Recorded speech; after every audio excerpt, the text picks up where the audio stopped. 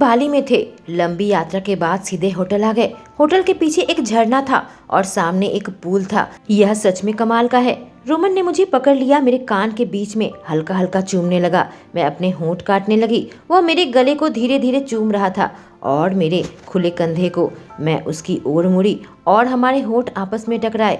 वो धीरे से गरजा। अब मैं उसके कोट उतार कर नीचे फेंक दिया। एक एक करके उसके शर्ट के बटन खोलने लगी। अपनी उंगलियां उसकी त्वचा में चलाने लगी। अपनी पीठ उसकी ओर कर ली और अपने बालों को एक साइड में। और वह अब धीरे धीरे मेरे कपड़े उतारने लगा। मैं एक ऊष्म हवा महसूस की जब मेरे सारे कपड़े उतार फेंका। मैंने देखा उसकी आंखें हवस से गहरी हो गई थी। हंसने लगी जब मैं पीछे की ओर चलने लगी और अपने आखिरी बचे कपड़े को उतार फेंका। वह अपने होंठ काटने लगा जब मुझे नग्न हालत में देखा। मैं मुड़कर जब पुल के पास भागने लगी कि तभी वह, क्या जोड़ियां ऊपर से बनकर आती हैं? कभी सोचा नहीं था एक केस के दौरान मेरी जिंदगी हमेशा के लिए बदलने वाली है। मैं Roman Jackson FBI agent Elena नाम की एक पत्रकार से तब मिला जब एक DS नाम के सीरियल किलर की तहकीकात कर रहा था जो जवान लड़कियों का शिकार करता है। वह लड़की इस केस में कुछ ज्यादा ही डूब गई थी और अपनी ही तहकीकात चला रही थी, जिस वजह से मुझे झुंझलाहट होने लगी। पर कुछ बात उसमें थी कि मैं उसे बचाना चाहता था, पर इस उपद्रवी लड़की को मौत के मुंह में जाना था। उस सीरियल किलर की नजर एलिना पर पड़ गई और एलिना उसका अगला टारगेट बन गई। एलिना को बचाने के लिए मैं उसे अपने घर पर लेकर आ गया, पर एक रात उसके साथ बहस के दौरान मैं बहक गया। उसे अपनी बाहों में खींच लिया, चूमने लगा। जज्बात बेकाबू हो गए। पूरी रात उसे लेता रहा। मेरे कॉलेज छोड़ने के बाद यह पहली लड़की थी जिसे मैं पूरी तरीके से हासिल कर चुका था। अब तक उसे अपनी गर्लफ्रेंड नहीं बनाया था क्योंकि मौत की तलवार उसके सर पर लटक रही थी, तो फिलहाल मुझे उसे बचाना था। मैं अपने जैक्सन परिवार से उससे मिलवाया। मेरे बाकी के 5 भाई और 3 भाभी और मेरे मम्मी पापा, सबको वह पसंद आई। मेरा परिवार इकट्ठा था तो मॉल में आ गए। मेरी टीम उसकी सुरक्षा के लिए वहाँ हाजिर थी। मॉल के अंदर और बाहर तैनात थे। अचानक मॉल की बत्ती बंद हो गई और गोली चलने की आवाज आई। लोग चीखने चिल्लाने लगे। 5 मिनट के बाद सारी बत्ती वापस से जली। एलिना का नाम पुकारते हुए किसी पागल की तरह भटकने लगा। मुझे वह नहीं मिली। मेरा दिल तेजी से दौड़ रहा था। बेहद खौफ में था जब मुझे एहसास हुआ उसे ले गया। मेरा भाई राइडर और थियो जल्दी से भाभी जोई और इला के पास आ गए, जो काफी खौफ के साथ पास पास खड़े थे। ऊपर गया, अपनी टीम नेवी और ओम को देखा। वह लोग बेहोश हो गए थे। ओम को गोली लगी थी। नेवी के सर पर चोट आई थी। कोसते हुए मैं बैकअप टीम बुलाई। फर्स्ट एड किट ढूंढने लगा। इतना हो सके उनके जख्मों को साफ किया और उसे पट्टी कर दी। फिर दौड़ते हुए नीचे गया जहां पीयूष और क्लोई ऑपरेट कर रहे थे, पर देखा कि वह बीच में ही गली में बेहोश पड़े हुए हैं और बाहर कोई भी नजर नहीं आया। मेडिकल किट खोला जो कि अपने साथ लेकर आया था और उनके ऊपर काम करने लगा। बीच में ही बैकअप टीम आ गई। उन्हें सब कुछ समझा दिया और पीयूष और क्लोई को मेडिकल टीम के हाथ में सौंपा। बाकी टीम के पास मैं मेडिकल टीम को लेकर गया। इन सब चक्कर में बिल्कुल भूल गया था कि मेरा परिवार भी है। जाकर देखा तो माँ, पापा और नोवा भी उनके साथ खड़े थे। अचानक से मुझे ग्लानि होने लगी। इन्हें यहाँ पर अकेला छोड़ दिया था। मैंने उसे झाड़ दिया। मुझे पता है अगर मैं समय बर्बाद करता तो मेरी टीम का कोई मेंबर को खो बैठता। रोमन, हमें एलिना कहीं भी नहीं मिल रही, ईला रोते हुए फिक्र के साथ कही जब इधर उधर देख रही थी। आखिर क्या चल रहा है? क्या तुम्हें कुछ पता है? डैड ने पूछा जब माँ को अच्छे से पकड़ा हुआ था। एलिना को किडनैप कर लिया गया है। जो सीरियल किलर का केस मैं फॉलो कर रहा था उसे टारगेट कर रहे थे। मैं अपने कुछ टीम को यहाँ पर रखा था। उन सबको गोली लगी है या चोट आई है। बहुत अच्छे तरीके से प्लान किया गया था ताकि उसे उठाकर ले जा सके। मैंने समझाया और देखा उनकी आंखें चौड़ी हो गई डर से। मेरे पास फिलहाल टाइम नहीं है। चाहता हूँ आप सब जल्दी से घर चले जाओ। एक ऑफिसर बाहर खड़ा है जो आप लोगों को लेकर जाएगा। मुझे नहीं पता मैं कब वापस आऊंगा। मुझे उसे ढूंढना होगा। सावधान रहना हनी, मेरी माँ ने कहा जब मुझे कसकर हक कर ली और मेरे माथे को चूमा। मैं रहूंगा, आप फिक्र न करें। मैं अपना सर हिलाया और एक एक करके सबने मुझे हक किया। नोवा मुझे घूर कर देख रहा था। उसकी आंखों में चिंता थी जब वह लोग मॉल से बाहर निकल रहे थे भरोसा देने के लिए। मैं उन्हें देखकर मुस्कुराया इससे पहले कि वह लोग गायब हो जाते। गहरी सांस छोड़ने के बाद मैं मुड़ गया और बाहर का रास्ता बनाया। हमारी टीम को एम्बुलेंस में डाल रहा जा रहा था। ग्रुप चैट में सबको मैसेज भेजा कि क्या हुआ है। सब लोग प्रतिक्रिया की। कहा वह लोग अस्पताल में मिलेंगे। छोटी सी मुस्कान मेरे होठों पर आई। सब लोग मदद के लिए आगे आ रहे हैं। ऑफिसर के बाद सब कुछ सुलझाने के बाद मैं कार के अंदर आ गया। अस्पताल पहुंचा जहां नेवी, पीयूष और क्लोई को रखा गया था। एलिना का ख्याल मेरे दिमाग में आते ही मैं खुद को एक नाकारा समझने लगा। उसे कहा था वह मेरे साथ सुरक्षित है, पर डीएस उस तक पहुंच गया। मैं विकास को कॉल किया और कहा कि मॉल के कैमरा को एक्सेस करे, पता लगाने की कोशिश करे कि एलिना को कहां लेकर गया है। डॉक्टर ने मुझे अपडेट दिया कि पीयूष और ओम को ऑपरेशन थिएटर में है, नेवी और क्लोई अभी बेहोश है। विकास ऑफिस में जा रहा था और एलिना को ढूंढने की कोशिश कर रहा था। मैं नहीं निकल सकता जब तक उसका लोकेशन ना मिले। यह मेरी जान ले रही थी, यहाँ चुपचाप बैठना और कुछ न कर पाना, जबकि एलिना बाहर है, खौफ खाए हुए है। जंगल की आग की तरह एंजाइटी मेरे नस नस में दौड़ने लगी। एक लंबे इंतजार के बाद डॉक्टर ऑपरेशन थिएटर से बाहर आए। बाकी की टीम भी हमें ज्वाइन की वेटिंग रूम में। किस्मत अच्छी थी कि पीयूष और ओम की जख्म बहुत ज्यादा है, जानलेवा नहीं थी, और क्लोई और नेवी भी ठीक है। मैंने राहत की सांस छोड़ी जब कहा कि नर्स जल्दी ही उन्हें कमरे के अंदर शिफ्ट करने वाले हैं। उनका शुक्रिया अदा किया और बाकी की टीम को देखने लगा। जब मेरा फोन बजा, मैंने उठाया और लाउड स्पीकर में दिया। जब देखा विकास का कॉल था। एलिना को होस्टन की ओर लेकर जा रहे हैं, काली वैन है और कोई लाइसेंस प्लेट नहीं है। उसने मुझे बताया। जैसे कि शक था, मॉल का सारा कैमरा को नाकाम कर दिया गया था, इसलिए मुझे शहर का कैमरा को देखना पड़ा। विकास ने कहा। हम लोग अस्पताल से बाहर का रास्ता बनाने लगे, मेरे कार में आ गए और तेजी से होस्टन की ओर जाने लगे। विकास हमेशा फोन पर था, अपडेट दे रहा था, वो कैमरा को ट्रैक कर रहा था। पता चला कि वैन में बस 2 ही लोग हैं, एलिना के साथ। एक पल गैस स्टेशन में रुके थे, इससे पहले कि दोबारा से यात्रा शुरू करते। एलिना इंतजार करो, मैं तुम्हें ढूंढ लूंगा, मैं सोचने लगा। कहानी एलिना मोरेटी की जुबानी।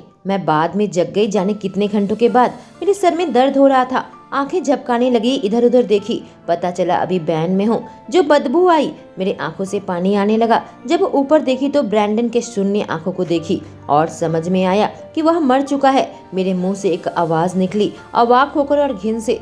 कुछ पल संघर्ष करने के बाद मैं बैठ गई। देखा कोडी अपने मुंह और नाक को ढक रखा है। उसे देखकर ऐसा नहीं लग रहा था कि एक मृत शरीर पीछे सर रहा है। मैं बाहर देखी तो अंधेरा हो गया था और हर जगह बस पेड़ और मैदान नजर आ रहे थे, मीलों मीलों तक। नेशनल फॉरेस्ट का एक साइन बोर्ड मैंने देखा, उसे पार करके और थोड़ी दूर आ गए। ऐसा लग रहा था वो मुझे जंगल के पीछे लेकर जा रहा था। इससे पहले कि वह रुकता, 20 मिनट के बाद बहुत ही घने पेड़ थे। मैं संघर्ष करने लगी। जब दरवाजा खुला, उसने मुझे जोर से पकड़ लिया। ब्रैंडन को वहीं पर छोड़ दिया। जब मुझे उठाकर 2 तल्ला घर के ऊपर ले जाने लगा, कोई उसके लिए दरवाजा खोला और मुझे उठाकर एक कमरे में लेकर आया। एकदम आखिर में उसने मेरे पैरों में बंधी रस्सी को खोल दी, हाथ की रस्सी को भी ढीली कर दी ताकि मुझे एक चेयर के साथ बांध सके। मैं विरोध करने लगी जितना कर सकती थी, इससे पहले कि वह खत्म करता और मेरे मुंह के डक्ट टेप को बाहर निकालता। घटिया आदमी, मैं दर्द से कराही। उसने एक कुटिल मुस्कान दी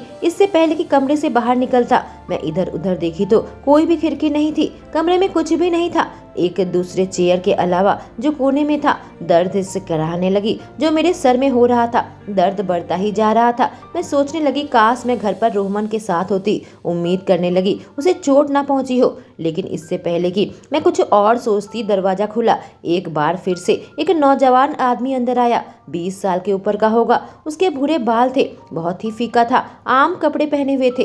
कुर्सी को पकड़ा और खींचकर कमरे के बीचों बीच लेकर आया। स्मिथ, मैं गर्जी, तुम्हें मेरा नाम कैसे पता चला? उसने पूछा जब उसकी आंखें आश्चर्य में था।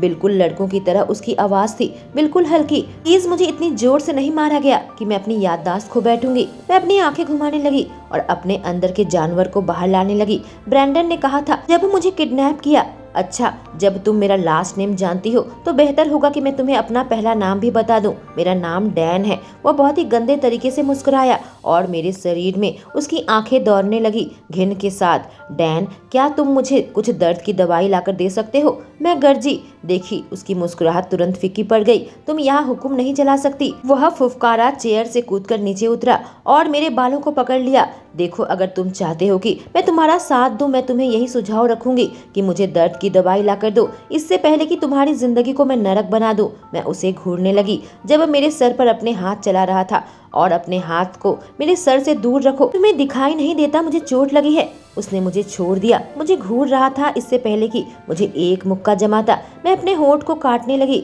और दर्द से चिल्लाने से खुद को रोका। मेरे पेट में एक मुक्का मारा और उसके बाद गाल में। उसने मेरे चिबुक को कसकर पकड़ लिया और मेरे सर को उसकी आंखों के बराबर लेकर आया। उसकी आंखें बिल्कुल ठंडी थी, जैसे कि किसी की परवाह नहीं मुझे देख रही थी। मुझे बहुत मजा आएगा तुम्हें तोड़ने में एलिना। तुम्हारा बॉयफ्रेंड को तुम्हारी बॉडी तक नहीं मिलेगी जो मैं तुम्हारे साथ करूंगा। उसके बाद वह बिल्कुल उन्माद की तरह हंसा। पर उसने तुम्हारे पिछले सारे शिकार को ढूंढ निकाला तो मुझे भी ढूंढ निकालेगा। मैं उसे देखकर हंसी। उसने मुझे एक और मुक्का मारा, तब नहीं जब वह मर जाएगा। उसने कहा। क्या? मैं बिल्कुल डर से करक हो गई जब एहसास हुआ वह रोमन को चोट पहुंचाएगा। क्या तुम्हें सच में लगता है मेरी योजना नहीं है उसे मारने की? मैं उस इंसान को कुछ नहीं करूं जो मुझे ढूंढ रहा है। अपने सर को ऊपर करके हंसने लगा। मैं उसका वह हाल करूंगा कि वह भुगतेगा। आखिरी चीज वह देखेगा कि मैं उसकी गर्लफ्रेंड का स्वाद ले रहा हूँ। वह कहा। और तुम औरतों को क्यों मारते हो? आखिर क्या बात है? मैंने पूछा। औरतें झूठी है और बस चीटिंग करना आता है, गंदी है और गिरी हुई। वह मेरे मुंह पर चिल्लाया और मैं अचानक से उसके तेज आवाज से बिदक उठी। बस किसी ने तुम्हारे साथ चीट किया है, इसका मतलब यह नहीं है कि तुम लोगों को मारते फिरो। मैं उसके ऊपर वापस से चिल्लाई। तुम्हें क्या हासिल होने वाला है? क्या इस दुनिया से औरतों के वजूद को मिटाना चाहते हो? मेरा कोई लक्ष्य नहीं है, वह चिल्लाया और मैं अविश्वास से उपहास करने लगी। तो अब तुम नहीं रुकने वाले? तुम सबसे घटिया इंसान हो तब से जब से तुम्हारा जन्म हुआ है। क्या तुमने यह खिलौने के साथ शुरू किया था? मैंने पूछा। मेरे पेट में एक और मुक्का मारा। तुम कुछ ज्यादा ही बात कर रही हो। वो मेरे गर्दन को दबाने लगा। क्या मैं तुम्हारे जज्बातों को चोट पहुंचाया? शायद तुम्हें 2 बार सोचना चाहिए था मुझसे उलझने से पहले, मैंने कहा जब वह जोर जोर से हंसने लगा। उसके चंगुल से खुद को आजाद करने में सफल रही और उसने गरजते हुए मुझे छोड़ दिया। एक चाकू निकाला और मेरे थाई में घुसा दिया। इससे पहले कि दरवाजे की ओर जाता, कोशिश करना कि खून बहकर मर ना जाओ स्वीटहार्ट, वह जाते जाते कहा। पूरी कोशिश करूंगी हनी, मैं दांत दबाकर जवाब दी। उसे देखकर लगा कि वह दोबारा वापस आकर मुझे मारना चाहता है, इससे पहले कि उसने उसके खिलाफ फैसला लेता और चला जाता। मैं चैन की सांस छोड़ी इससे पहले कि अपनी आंखें दर्द से बंद कर दी। अब वक्त आ गया था कि कोई योजना बनाऊं और यहाँ से निकलूं। मैं खुद ही सोचकर हंसने लगी। जब से डैन मुझे छोड़कर गया, मैं कोशिश करने लगी कि उन रस्सियों से खुद को आजाद कर सकूं। पैर के जख्म के साथ मेरे भाइयों ने मुझे सिखाया था कि कैसे मैं खुद को ऐसी स्थिति से बाहर निकाल सकती हूँ जब हम शहर के बहुत ही खतरनाक हिस्से में रहते थे। कुर्सी के साथ बांधा गया था। मैंने वो सारे कदम उठाए थे जो मुझे सिखाया गया था कि ऐसी स्थिति में रहूं, मुझे ज्यादा कसकर बांध न सके। मेरी किस्मत अच्छी थी कि वह आदमी जो झुंझलाहट में आ गया था और परवाह नहीं की कि रस्सियों को कितने कसकर बांधा है। मुझे उनकी सीख की कभी जरूरत नहीं पड़ी थी, आज ही उसकी जरूरत पड़ी और मैं उसके लिए शुक्रगुजार हूँ। मैं जल्दी से उन लोगों को बताऊंगी इस घटिया आदमी के चंगुल से कैसे बची। बहुत ही बड़ी सी मुस्कान लाई। आखिरकार लगा घंटे बीत गए जब रस्सियां पूरी तरीके से ढीली हो गई जिससे मैं अपने एक बाजू को निकाल सकती। गहरी सांस के साथ मैंने अपने थाई से उस छुरी को निकाला और होंठ काटने लगी जब बेहद तेज दर्द होने लगा। पसीने से भीग चुकी थी और हाँफ रही थी जब मैं रस्सियों को काट कर निकाला और खुद को मैंने आजाद किया। खड़ी हो गई लेकिन मुंह से कराने की जोर से आवाज निकली। लगभग मैं जमीन पर गिरने जा रही थी। मेरे पैर में दर्द हो रहा था। मैं अपने दांतों को दबा लिया और मैंने अपनी शर्ट को निकाला और उससे अपने पैर के जख्म में अच्छी सी पट्टी करी ताकि खून बहना बंद हो सके। बस टैंक टॉप में रह गई थी और जीन्स में। मैंने एक डक टेप को उठाया जो टेबल के ऊपर रखा हुआ था और कुर्सी को पकड़ लिया। जैसे कि मुझे एहसास हुआ कि सब कुछ एकदम अपने पोजीशन में है, मेरा प्लान एकदम सटीक काम करेगा। मैं गहरी सांस ली कि अपने नब्ज को शांत कर सकूं और चाकू को मजबूती से पकड़ लिया। दूसरी हाथ में डक टेप को उठाया। मैंने दरवाजा खटखटाया जैसे कि मैंने शक किया था। कोडी 1 नंबर का बेवकूफ है कि उसे खोला और अंदर देखने लगा। किसी को बुलाने की जगह पर जल्दी से काम करते हुए मैंने अपने उस घुटने से उसके बॉल में मारा जिससे पैर पर जख्म नहीं था। डक टेप उसके मुंह में लगा दिया ताकि वो चिल्ला न सके। उसके पीछे दरवाजा बंद हो गया।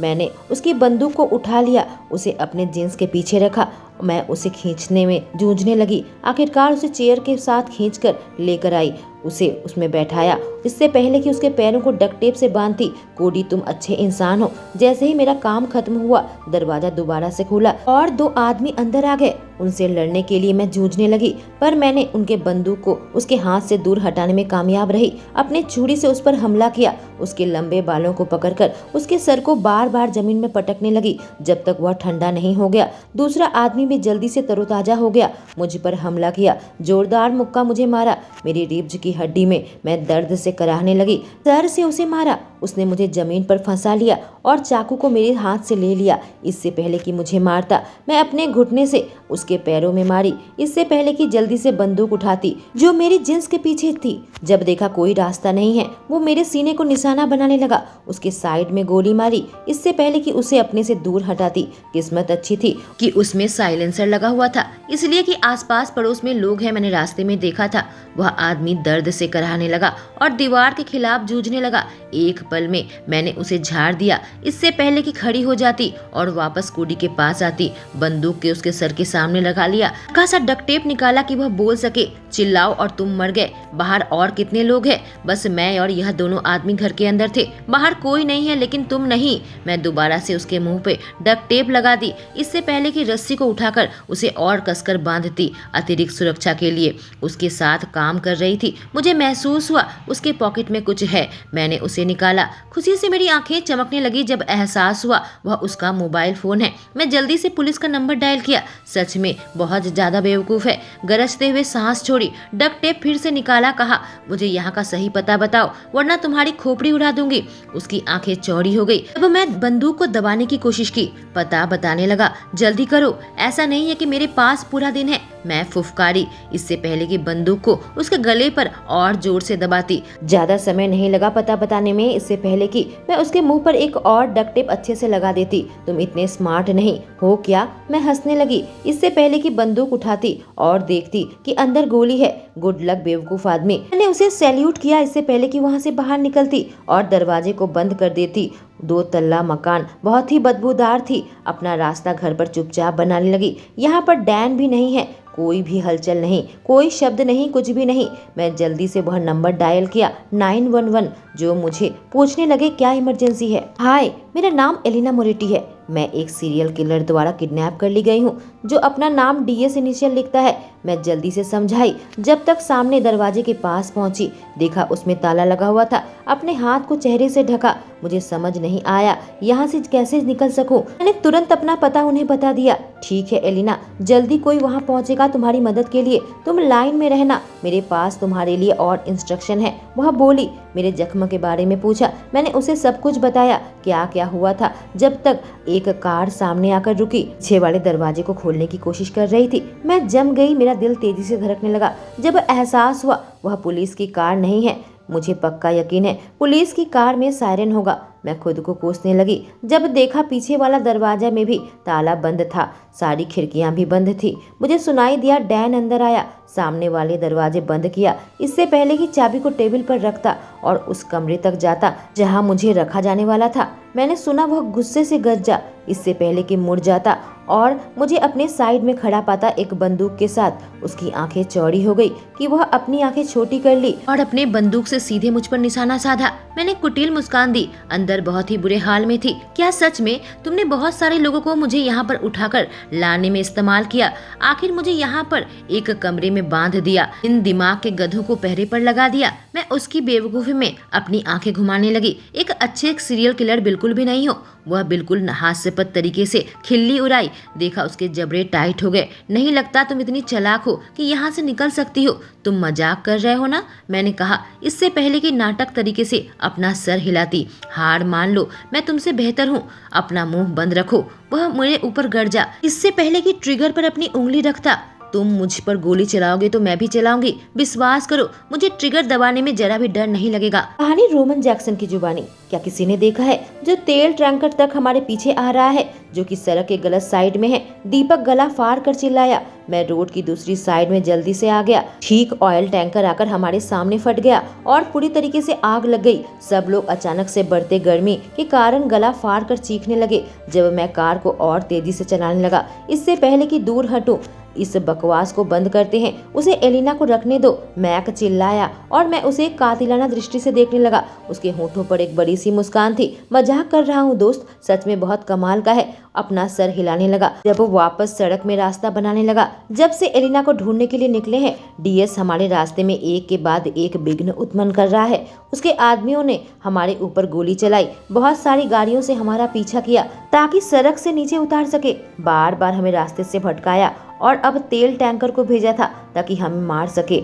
मेरी कार पूरी तरीके से खराब हो चुकी है। नया रास्ता दो डकोटा, मैं हुक्म चलाया। दीपक, मॉर्गन और मैक बार बार अपने बंदूक को रीलोड कर रहे थे और उसके लोगों को गोली से उड़ा रहे थे। ज्यादा वक्त नहीं लग रहा था, दोबारा से आ जा रहे थे। मैं सोचने लगा, इस बच्चे के पास कितना पैसा है। तुम्हारा शक बिल्कुल सही निकला, सच में यह आदमी बहुत पैसे वाला है। मैक चिल्लाया इससे पहले कि खिड़की से बाहर निकलकर गोली चलाता। हमें ऐसी कार चाहिए जो तीव्र गति से चल सके। घटिया लोग हमें पकड़ने वाले हैं, मॉर्गन चिल्लाया और एक मोटर बाइक वाले को गोली से उड़ाने की कोशिश कर रहा था। कल्पना करो अगर हमें बहुत तेज गति वाले कार देते। दीपक हंसने लगा। और कोई मूवी नहीं है, डकोटा फुफकारा जब अपने गन को रीलोड कर रहा था। उन घटिया लोगों को मार डालो, मैं झुंझुलाहट के साथ चिल्लाया। कार से जोरदार आवाज आई। आखिरकार वह लोग पीछे रह गए, उस इलाके में जाने लगे जो लोकेशन विकास ने हमें भेजा था। नेशनल फॉरेस्ट को पार कर लिया था, जंगल के पीछे थे, उसकी दिशा में जाने लगे और इलाके का सबसे पिछले वाले घर पर गए। मैं कंफ्यूजन में त्योरी चढ़ाई। मैंने देखा पुलिस की कार और एम्बुलेंस पहले से ही सीन पर थी। आदमी डक टेप और रस्सियों से बंधा हुआ था, इसे घर से बाहर हथकड़ी लगाकर निकाला जा रहा था। 2 लोग स्ट्रेचर के ऊपर थे। पैरामेडिक दरवाजे के अंदर जा रहे थे, चिल्ला रहे थे। मेरा दिल एक पल के लिए थम गया। खौफ के साथ जब एहसास हुआ एलिना अब भी वहां पर है, दौड़कर वहां गया। जब मेरी टीम मेरे पीछे पीछे आई, विरोध को अनदेखा किया। वह नीचे जमीन पर गिरी हुई थी, बहुत खौफनाक नजर आ रही थी। मैं कराहने लगा जब उसके जख्मों को देखा। मैं बिल्कुल पैनिक में उसकी ओर दौड़ने लगा। देखा उसके कंधे से खून निकल रहा था। वह किसी पैरामेडिक से बात कर रही थी। उसकी आंखें बंद होने वाली थी इससे पहले कि उसकी मनमोहक भूरी आंखें मेरी आंखों से मिलती। भगवान, बहुत गुस्से में है, मैक पीछे से बड़बड़ाया। तुम लोगों ने समय लगा दिया। वह गुस्से से मुझे झाड़ लगाई और घूरने लगी। एकदम बेकार हो, तुम्हें इससे जल्दी ढूंढ निकालती अगर हमारे रोल बदल दिए जाते। ओह माय गॉड, मॉर्गन कहा और दीपक ने शब्द पूरा किया। इससे प्यार करता हूँ, अगर तुम इससे शादी नहीं करोगे तो मैं करूंगा। सारे लड़के एक साथ कहे, यहाँ तक कि डकोटा भी। कहानी एलिना की जुबानी। रोमन मेरे गुस्से को अनदेखा किया इससे पहले कि झुकता और मुझे जुनून के साथ चूमता। जो दर्द मैं महसूस कर रही थी एक पल में गायब हो गया जब वह सारे जज्बात उस किस में डाल दिए और मैं पूरे तरीके से पिघल गई और उसे वापस से चूमने लगी, वैसे ही जुनून के साथ, इससे पहले कि दूर हटती, इस वजह से कि हमारे आसपास और भी लोग थे। क्या हुआ है, तुम्हें गोली लगी है? उसने पूछा जब उसकी आवाज में पैनिक था। पैरामेडिक मेरे ऊपर काम कर रहे थे। अगर मैं मर गई, मैं चाहती हूँ तुम्हें पता रहे मैं तुमसे प्यार करती हूँ और मैं सच में तुम्हारे बच्चों की माँ बनना चाहती हूँ। मैं तुम्हारा इंतजार करूंगी मौत के बाद की जिंदगी में, मैंने नाटक करते हुए जवाब दिया। डैन स्मिथ, वह सीरियल किलर, पहले एलिना के ऊपर गोली चलाई जो हमने फुटेज में देखा। एलिना ने अपने बचाव में गोली चलाई जब उसे दूसरी बार गोली मारने वाला था। उसके जख्म जानलेवा है, इसलिए हम उसे पहले अस्पताल लेकर जा रहे हैं। ऑफिसर पीछे से आकर हमें बताया और एम्बुलेंस जो रास्ते में है एलिना के लिए आ रहा है। बहुत अच्छा है कि गोली बस उसके कंधे को छूकर निकली है, पर दर्द ऐसा हो रहा है जैसे मुझे गोली लगी है, छूकर नहीं निकली, मैं दर्द से कराते हुए कही। रोमन चिंता के साथ त्योरी चढ़ाई और मेरे हाथों को कसकर पकड़ लिया। तुम कैसे बाहर निकली? मैक पूछा जब वो ऑफिसर वहां से चला गया।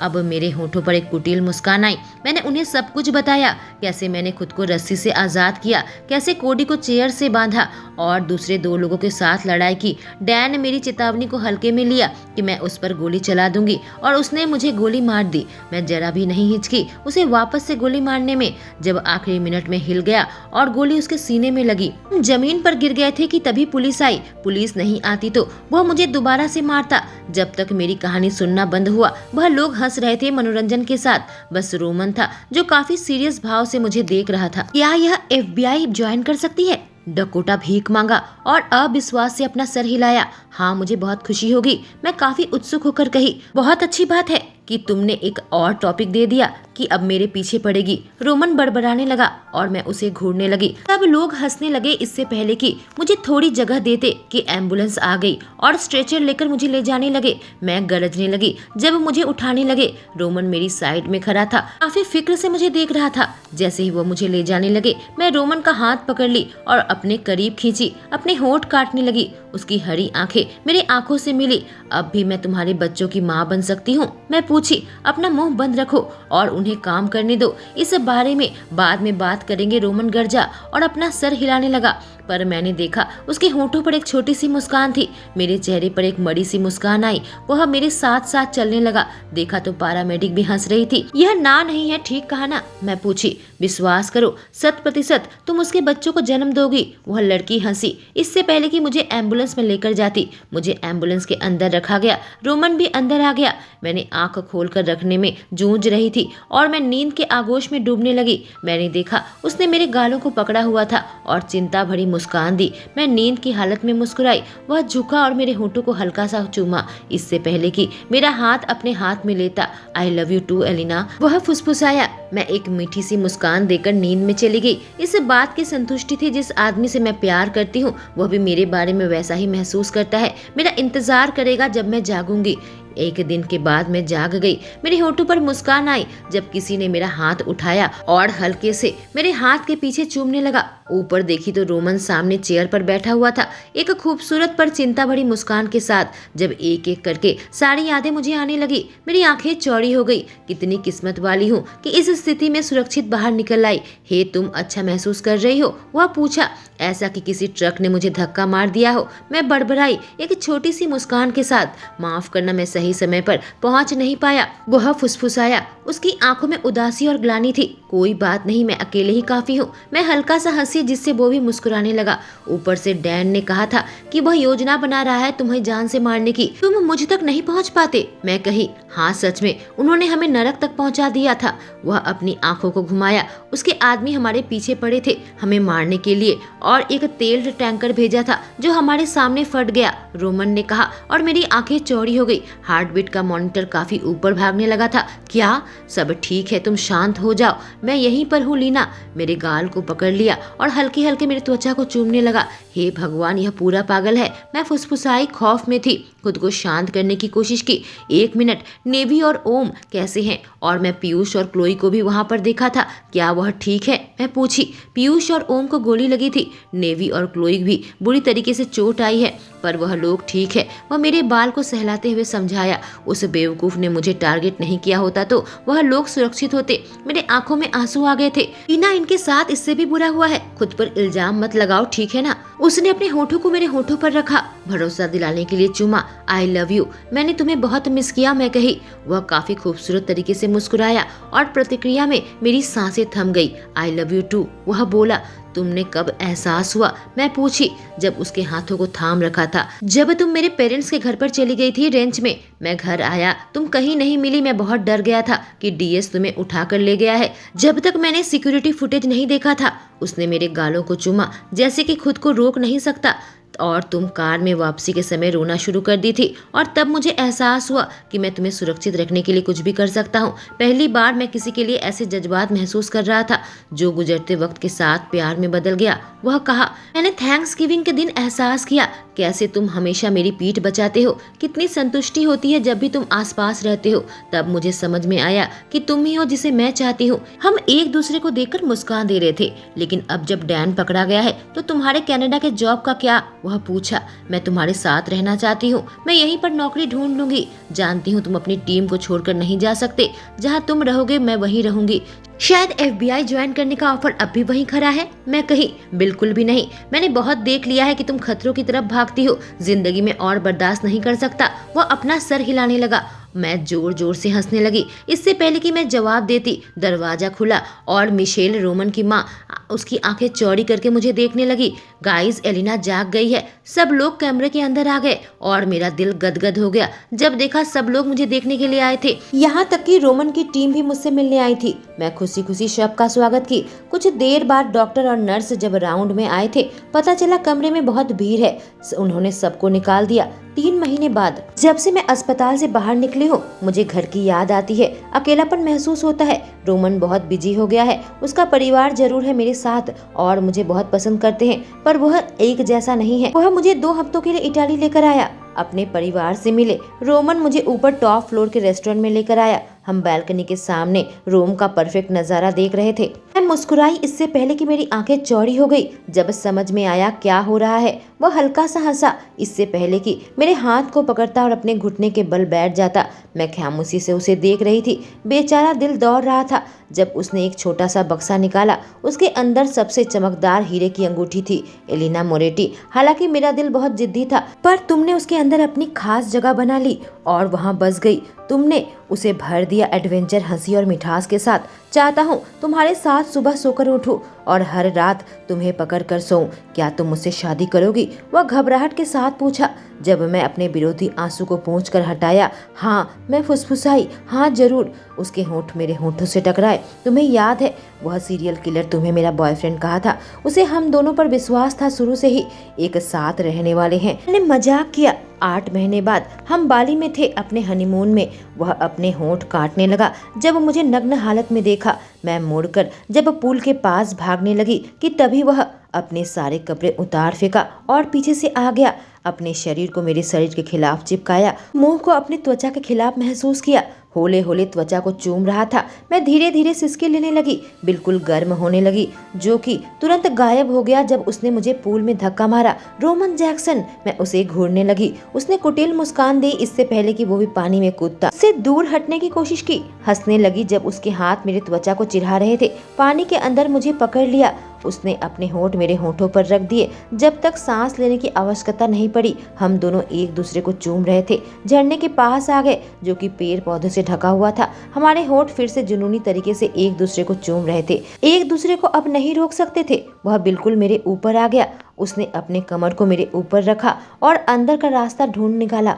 मुझे ऊपर बेडरूम तक लेकर आया। मैं बिस्तर पर मुझे लेटा दिया और प्रोटेक्शन को भी ले लिया। मेरे हाथ उसके खुले शरीर में दौड़ रहे थे। वो मुस्कुराने लगा। रोम प्लीज, मैं भीख मांगने लगी। वो मेरे अंदर समा गया। एक धक्के के साथ मैं उसका नाम लेकर चिल्ला रही थी। उसके कोसने की और गरजने की आवाज कमरे में गूंजने लगी जब उसने मेरे हाथों को मेरे सर के ऊपर थाम रखा था। तुम कमाल की हो, मुझे तुम्हारा पूरा नहीं मिल पाता, वह कहा। मैंने अपने बाजू को उसके गर्दन के साथ लपेट लिया, अपनी गति बढ़ाई। जब हम एक साथ आसमान में तैरने लगे। क्या हम नींद के बाद दोबारा कर सकते हैं? मैंने पूछा। उसकी आंखें बिल्कुल गहरी हो गई इच्छाओं से। जब मेरे शरीर में दौड़ रही थी, उसके हाथ मेरे शरीर पर आ गए और मैं अपने होंठ काटने लगी। फिर से मुझे अपने करीब कर लिया और मैं उसे अपने अंदर गहराई में महसूस करने लगी। किसने कह दिया कि मेरा पूरा हो गया? वह गर्जा और हम बार बार एक दूसरे के साथ रात में प्यार करते रहे। हमारा जो प्लान था बाली को एक्सप्लोर करने का, कल दोपहर तक खींच लिया गया। दोस्तों, इसी के साथ जैक्सन सीरीज की तीसरी कहानी खत्म होती है। इससे पहले राइडर इला और हंटर जोई की कहानी पोस्ट कर चुकी हूँ। इस कहानी के पिछले एपिसोड्स में कमेंट सेक्शन में पिन कर दूंगी। कैसी लगी यह कहानी कमेंट करके बताएं। Thank you.